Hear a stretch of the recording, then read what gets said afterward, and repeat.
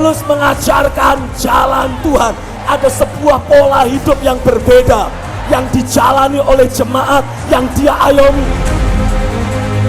Dan hari ini aku tegaskan di dalam nama Yesus, ada jalan hidup yang berbeda yang harus saudara jalani sebagai orang percaya akhir zaman.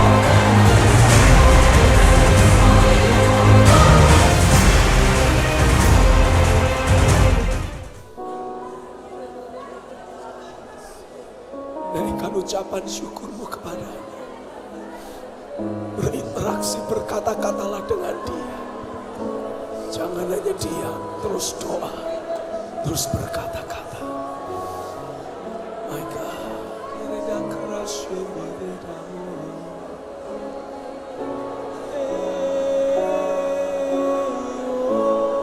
hanya Kau, Yesus, nyatakan pribadimu dalam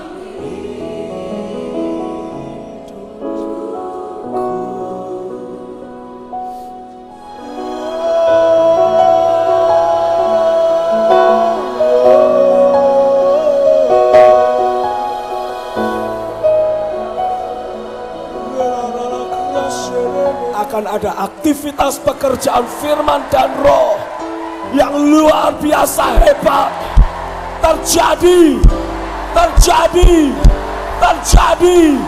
dalam hidupmu, mengalir keluar lewat pelayananmu. Aku deklarasikan, aku membuatkan momen of revival has come.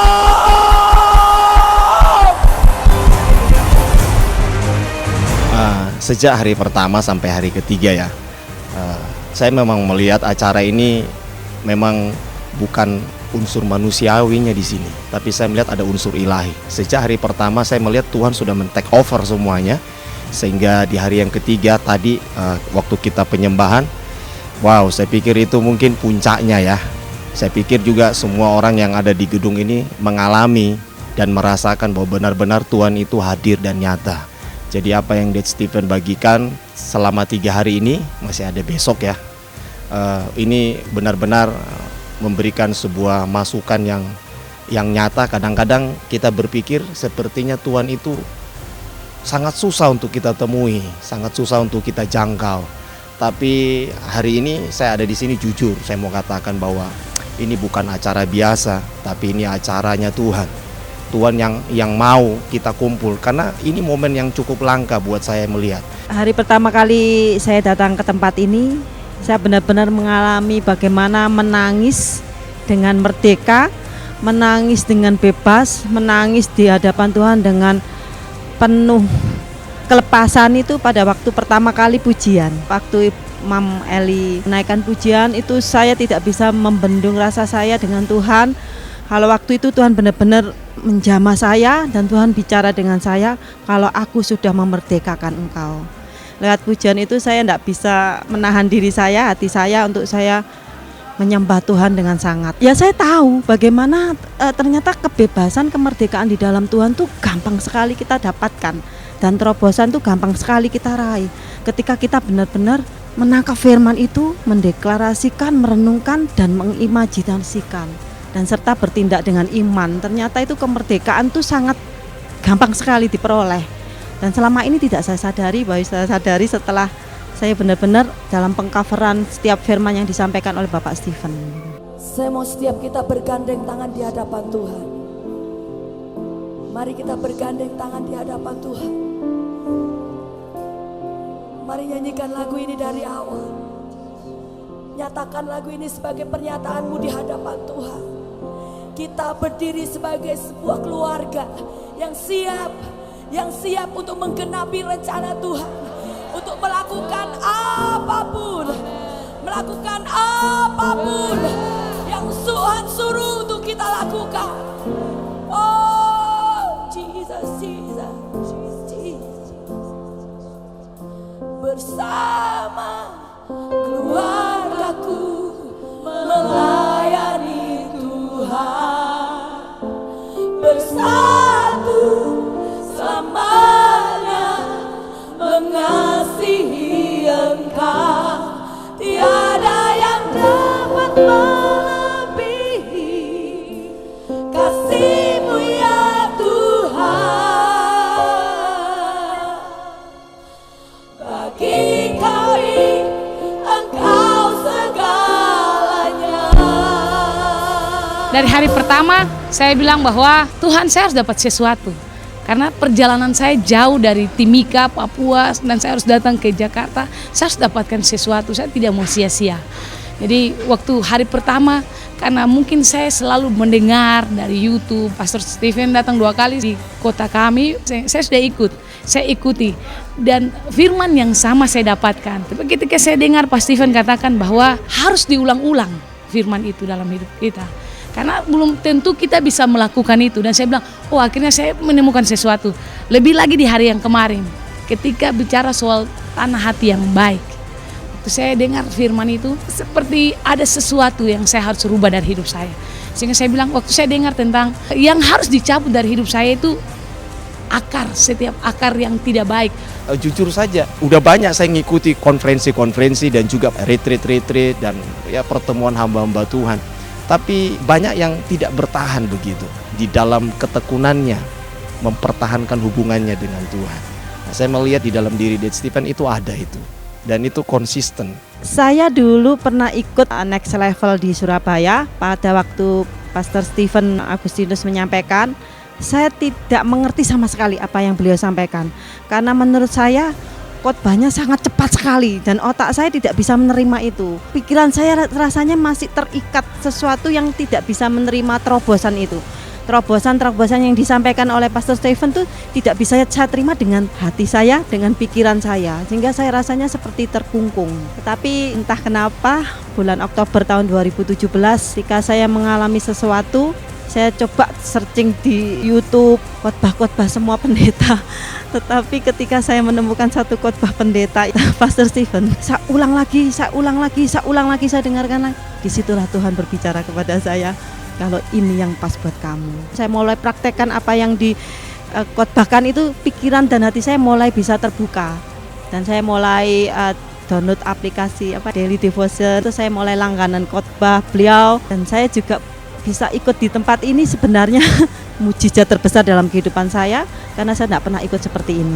Dan ini baru pertama kali saya ikuti seumur hidup saya. Saya ngikuti ini dengan semangat saya ikut. Itu sebabnya saudara akan menikmati sebuah kehidupan yang sama sekali berbeda. Amin. Tapi saudara harus buang kemalasan rohanimu. Engkau harus singkirkan segala bentuk kemalasan rohani, kepasifan rohani. Karena semua yang berkaitan dengan kerajaan sorga selalu ada kata perintah.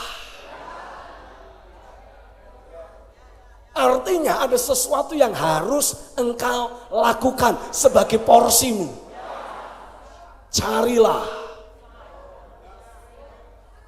Come on. Selama ini kita sudah cenderung terbentuk, terpola menjadi Kristen pasif, Kristen malas. Punya masalah, cari Pak Pendeta, sodorin kepala. Nih, Pak Pendeta tumpang tangan dalam nama Yesus. Terima kasih Pak Pendeta, enteng. Tidak ada usaha sedikit pun dari dirimu. Tidak ada sebuah perjuangan apapun dari dirimu. Tidak ada sebuah tindakan apapun yang engkau buat.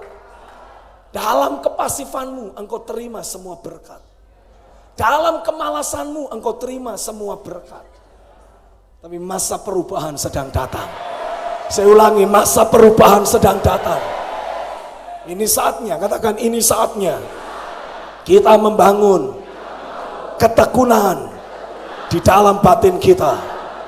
Salah satu unsur yang sudah hilang dari gereja, tapi itulah yang menjadi unsur pembeda buat jemaat mula-mula adalah bertekun. Ada figur yang bisa kita teladani bukan karena dia pinter, tapi karena dia terhubung dengan Tuhan. Nah, saya suka dengan kata terhubung itu. Jujur saja saya mau katakan itu ada di Dad Stephen. Jadi selama 3 hari ini memang kita dibongkar, ya, dicabut akar-akar yang pemahaman, persepsi, pandangan kita yang saya pikir mungkin kita ini selama ini benar, tapi ternyata tidak menurut Tuhan. Nah, selama 3 hari ini banyak perombakan-perombakan juga yang terjadi dalam pikiran saya sendiri, termasuk juga di dalam batin saya. Dan saya mau rela dirombak, dibongkar untuk kita mulai dari nol tapi dengan cara yang benar, seperti yang Tuhan mau. Oke, saya setuju, akar manusia, kehidupan manusia yang tidak baik harus saya cabut. Kalau tidak nanti tidak bisa bertumbuh benih firman itu. Saya setuju. Tetapi ketika saya dengar yang baik juga dari hidup saya harus dicabut keluar. Wih, saya kaget setengah mati. Saya bilang, wah, saya selama ini saya sudah berbuat baik. Dan saya bilang, saya tahu bahwa itu dari Tuhan. Waktu saya renungkan tadi malam dan hari ini saya rasakan bahwa benar Tuhan. Bahwa apa yang baik di saya, yang saya rasa baik dan saya harus lakukan, saya harus cabut itu. Karena saya merasa bahwa itu berasal dari manusia saya, tetapi bukan dari Kristus yang tinggal di saya. Tanpa saudara sebagai pemimpin memberi dirimu diremukkan oleh tangan Tuhan dan dibangun ulang dengan firman dan rohnya, saudara akan cenderung melayani dengan kemampuan manusiawi. Karena tanpa pembentukan tangan Tuhan, artinya dunia sudah membentuk hidup saudara. Sadarkah engkau dari sejak engkau terlahir di atas muka bumi ini, sampai saudara terima Yesus, sudah ada banyak pembentukan yang dilalui. Saudara dibentuk oleh keluarga, saudara dibentuk oleh lingkungan, saudara dicetak oleh teman bermainmu. Come on. Sudut pandang, konsep pikir, sikap hati, gaya hidup saudara sudah terlanjur tercetak menurut dunia ini. Itu sebabnya Paulus dalam Roma pasal 12 ketika memberitahukan kepada jemaat di Roma untuk bisa mendedikasikan hidupnya menjadi bait dari Allah yang hidup, Paulus mengatakan janganlah kamu menjadi serupa dengan dunia ini. Kata serupa di sana diambil dari kata Yunani yang punya arti membawa pola. Nah, tanpa saudara sadari, saudara tercetak untuk membawa pola dunia ini. Tetapi berubahlah. Harus terjadi transformasi, harus terjadi perubahan. Pola yang lama harus diremukkan. Dan kau dibangun ulang membawa pola ilahi. Tapi alasan aku bisa terus bertahan di sini, karena aku sudah alami perombakan. Aku alami peremukan. Aku dibentuk ulang dari firman dan rohnya. Tidak ada batasan, tidak ada kelemahan, tidak ada kekurangan dalam hidupmu. Jadilah lebih kuat, jadilah bertumbuh dari satu level kemuliaan ke level kemuliaan yang lebih. Saya seperti yang Detsipan katakan, di stretch ya, diperbesar ya, seperti kayak ya memang perlu dilatih lah. Ya seperti di sini kita dilatih, bayangin dari pagi sampai malam ya. Dan jujur capek sih ada capek, tapi di dalam batin, di dalam hati itu seperti ada semacam yang bergelora di situ. Yang kita betul-betul mengejar Tuhan. Habis-habisan, gila-gilaan, mati-matian. Dan saya pikir di retreat ini Tuhan menemukan orangnya. Amat sangat terbangun sekali karena saya memiliki gairah melayani Tuhan itu lebih, dan bahkan tidak bisa saya katakan sama Tuhan itu sangat gairah gitu. Khotbah-khotbahnya Pak Steven bilang Tuhan nggak mau tahu kamu pendiam, Tuhan nggak mau tahu kamu ini. Nah, saya termasuk orang yang seperti itu. Saya tidak bisa mengekspresikan segala sesuatu itu secara merdeka, tetapi saya harus paksakan itu. Saya harus ubah natur saya menjadi natur ilahi, sehingga saya bisa mengalami kemenangan itu secara total.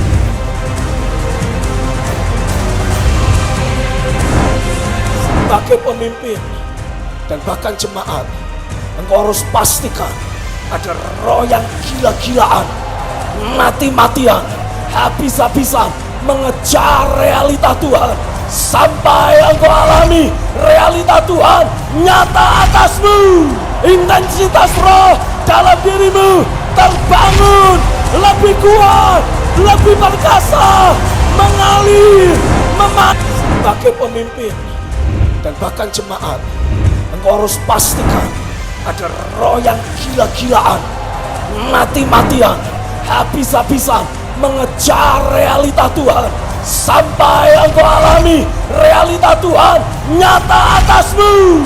Intensitas roh dalam dirimu terbangun lebih kuat, lebih perkasa, mengalir, memancar. Engkau bersedia, engkau rela.